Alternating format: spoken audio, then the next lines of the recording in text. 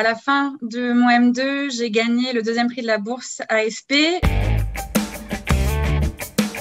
J'avais aussi un petit plan B qui était la bourse France Info.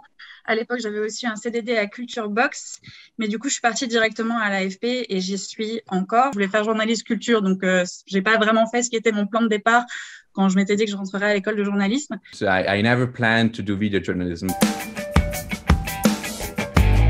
But I think Sciences Po and the journalism school sort of really introduced me to the VJ world, to the video journalism world. I didn't expect it, but it really gave me a lot of enthusiasm, and I started really to love it.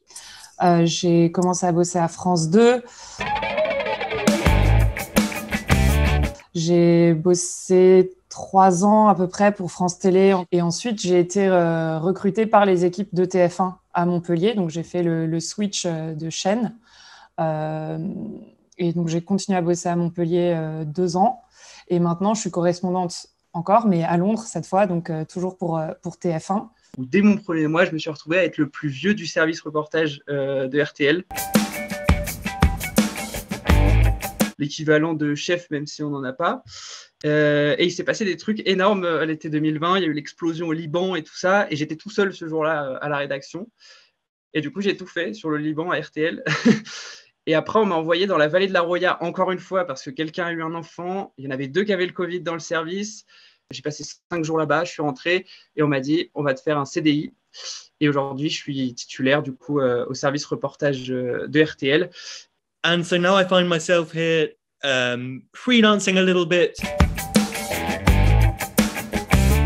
mostly in the written press, also working a lot with a news media called The Local, which explains French and European news for an English-speaking audience. I'm happy to kind of share contact details if you want internships or anything there.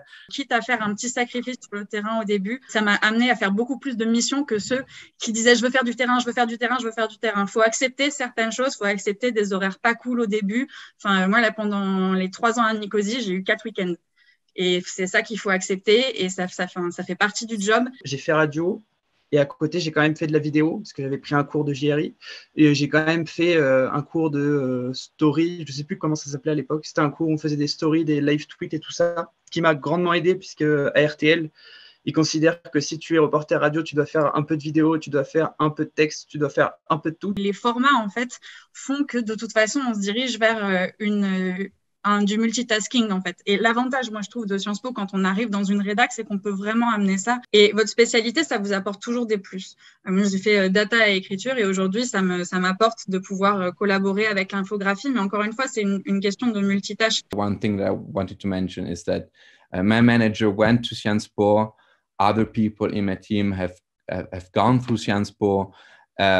So I think Sciences Po sort of really helps you in that sense. You're not lost into the big dark world. You are supported in one way or another.